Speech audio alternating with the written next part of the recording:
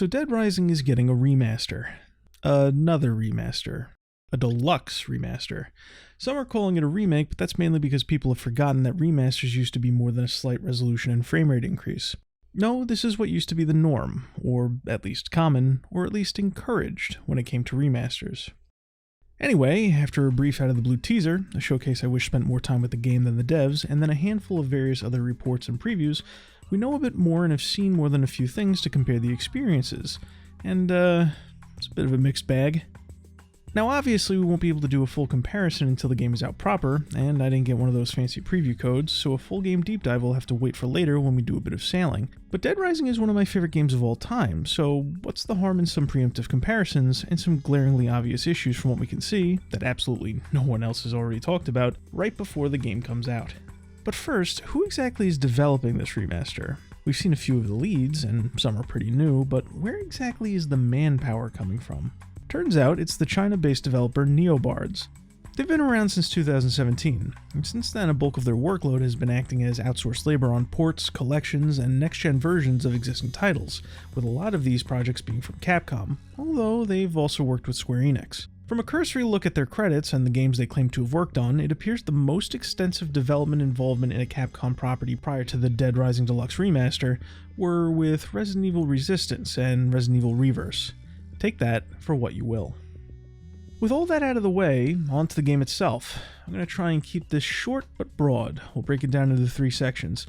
Presentation stuff, so visuals and audio, gameplay and difficulty, how it handles and what balance changes we can see, and then content, the stuff that's been added and removed.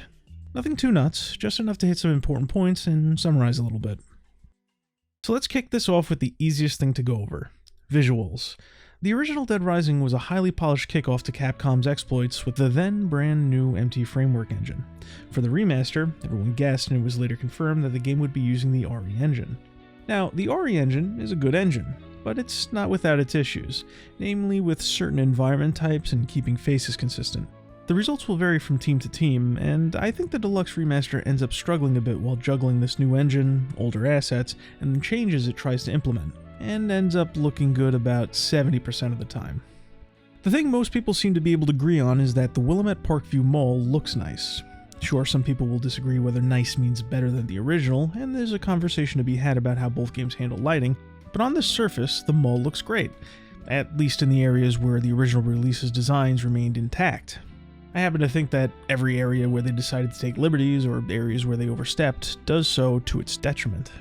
Sure, this hallway looks more furnished and lively than before, but coating the entirety of Paradise Plaza in this blue hue to match is unnecessary.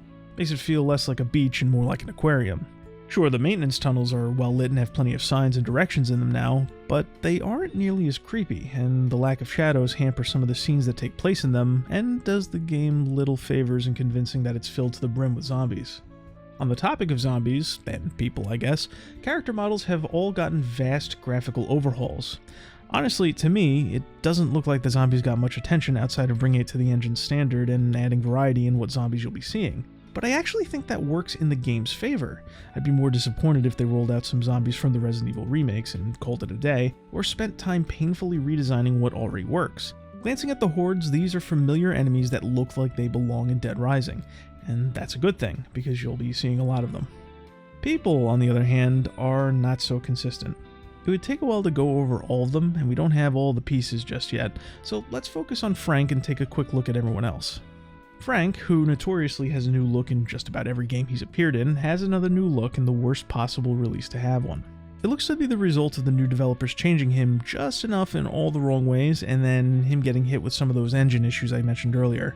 There are some angles where you can see the right face shape try to break out, only to be hampered by the 20 years added in his eyes and hairline.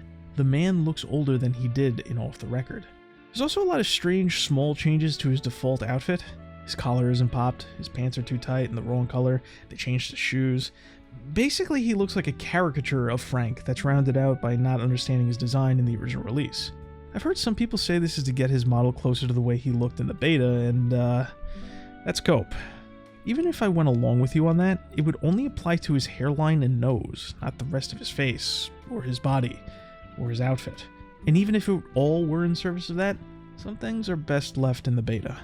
Now, Frank's the worst example, but other characters aren't off the hook either. Essentially, for the main characters that aren't named Frank West, they tried something different or tried to bring their designs to be more in line with these pieces of art. And along the way, they got hung up in multiple ways. Brad looks older, Jesse bounces between looking worn out and looking nearly perfect, Carlito looks orange sometimes, and Isabella just looks really different. Now, if you're a survivor or psychopath, you essentially got the zombie treatment, and were better off for it.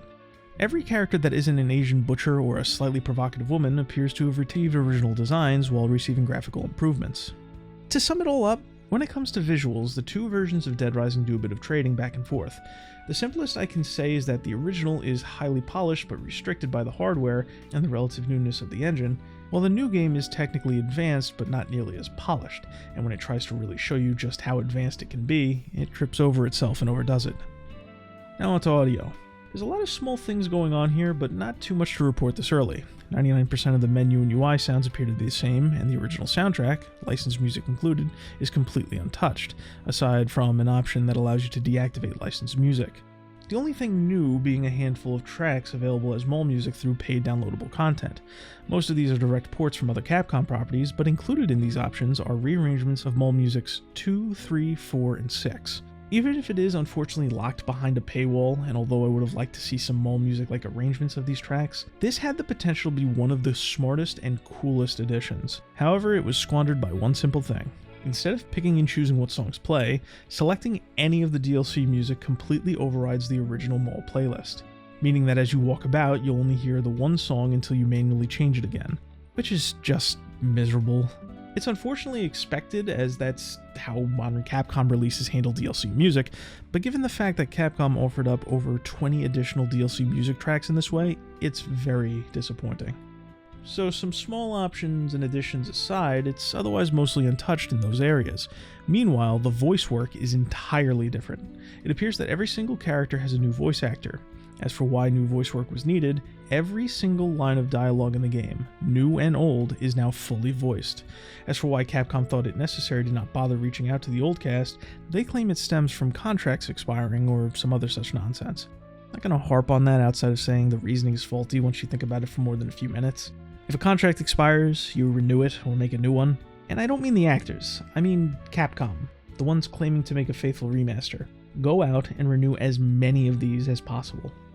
As for the new voices themselves, I don't want to go too deep before we have the full game in front of us to compare the titles back to back and are able to take a look at some of the most important scenes, and I don't want to judge them all too harshly until we hear everything and we learn a bit more about the intent and effort going on behind the scenes. But most, if not all, the new voices are inferior to the originals. At their best, they're ill-fitting while struggling to match up, and at their worst, they sound like cheap anime dubs.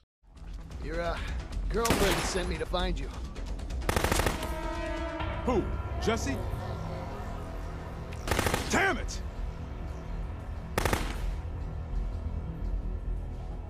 Okay, we'll have to talk about this later. You know how to use that gun? I've never fired at a person. All right, I'll cover you from here. You need to stick to the shadows. Try to get close to the target, okay? And what am I supposed to do when I get close? Well, the best solution would be to shoot the guy. But if you can't do that, keep him busy dodging your bullets and stay out of trouble. Are you up to it? I'm a lot better with a camera. But yeah, I'll give it a shot. Look, I don't envy the guys who had to voice main characters like Frank and Brad, or the standout psychos like Steven and Cliff, or smaller roles that had big names behind them like Ryan. That's a stacked deck, but it really feels like they phoned it in here, even with characters that never had a voice before, where they had a blank slate and no expectations. While I can forgive one or two lines being off, even if it would have been avoided by using the older working actors, it just feels like English listeners got the short end of the stick in the very first Dead Rising to offer other language options. I've heard a little bit of both the Japanese and Spanish voice work. They both seem to have more consistent and well-acted performances, and in the case of Japan, got to keep the one and only voice actor Frank has ever had in that region, who's had a perfect track record since Ultimate Marvel vs. Capcom 3, the first time Frank had a Japanese voice at all. That's really all there is to say until we have the voice work laid out in front of us in its entirety. But the last thing to mention about voice is that outside of headset effects during the opening cutscene, which is new to the remaster, and the radio effect for Otis's calls through the transceiver, voices are missing crucial effect. Reverb and echoes are either minimal or non-existent, and the loudspeaker announcements don't have a speaker effect on them. It's possible, and even likely some or all of these are fixed in the final release, but it's glaring enough to mention here. Alright, now on to gameplay and difficulty. There's a little less to say here, as it's hard to judge without the game in your hands, but there's a lot you can see, even if you aren't playing. Overall, the game appears to have received a ton of quality of life changes and one or two needed fixes. Survivor AI no longer has to contend with bad pathfinding. You can cancel out of certain interaction animations. You can move while aiming weapons, and Frank moves between actions more fluidly.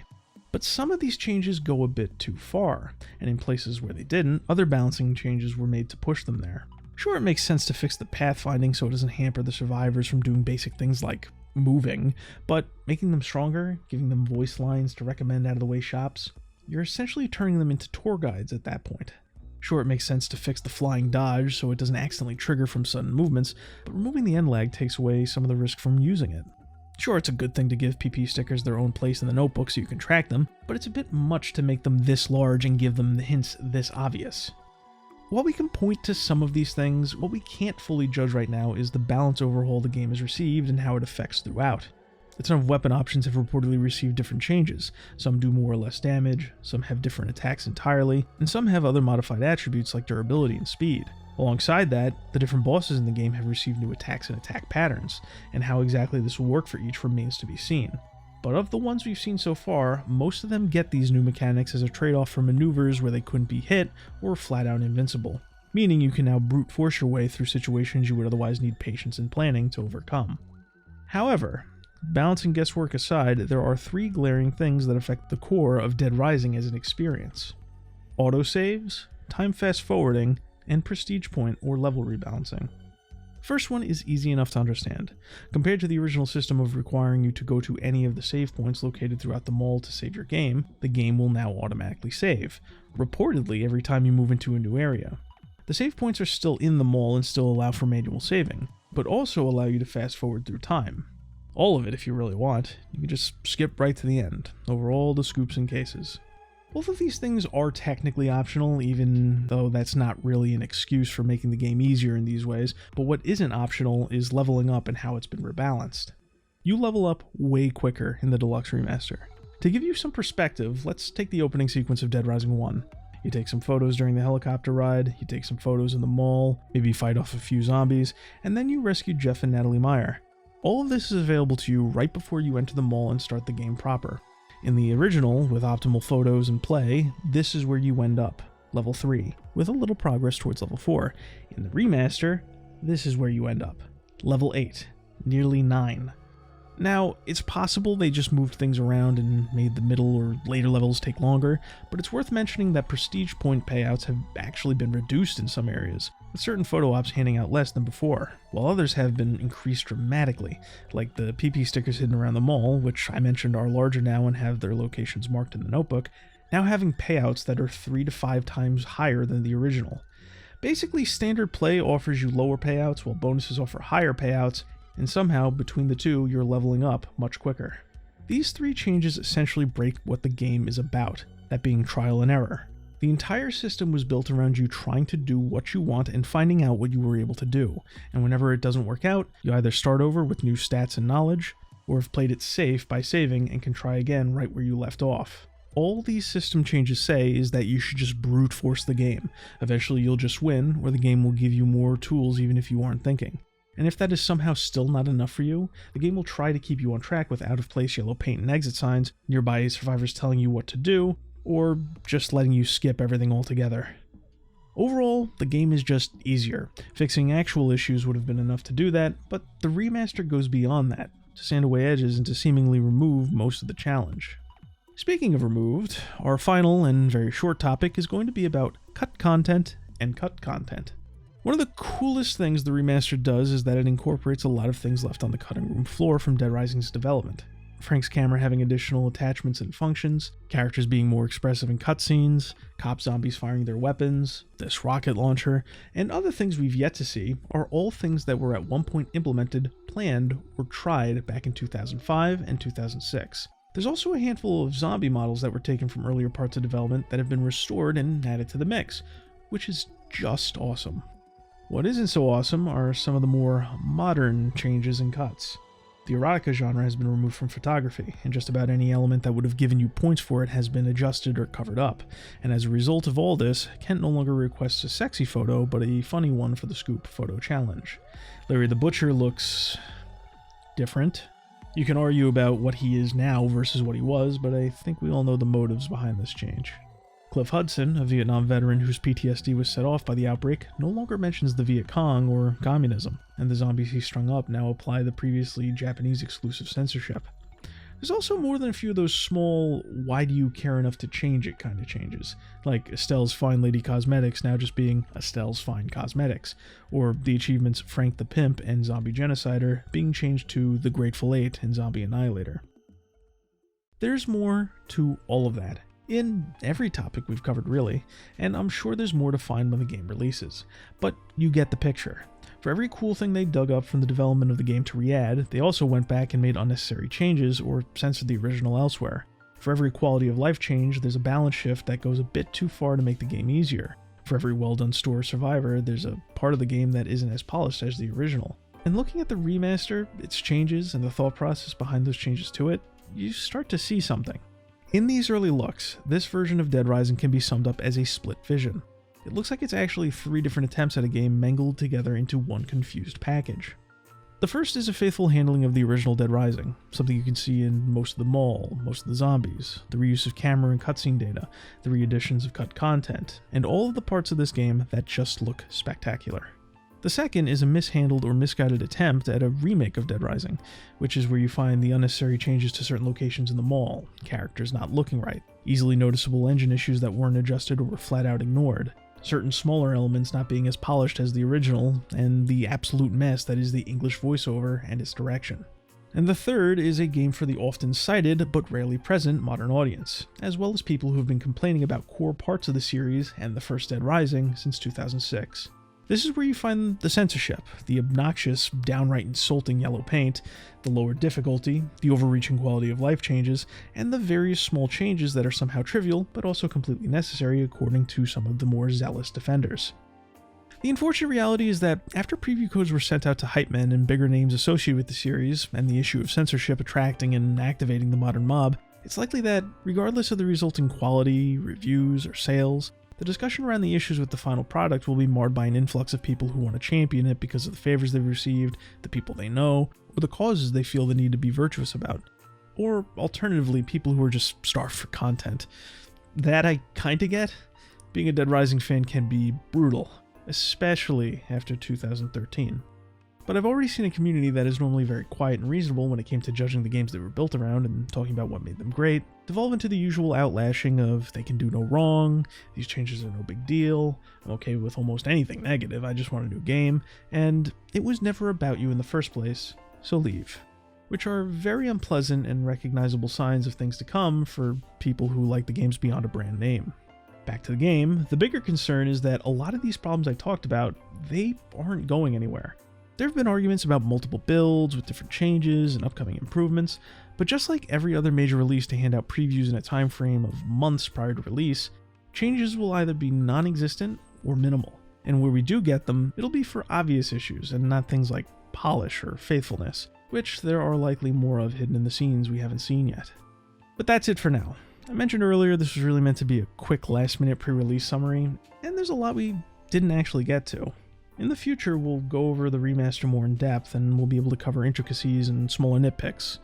You know, things that apparently only people like me care about, like how the redesign of Ed's helicopter reveals reused assets you weren't meant to see, or how the water in Paradise Plaza doesn't appear to flow or move the same way it did in the original.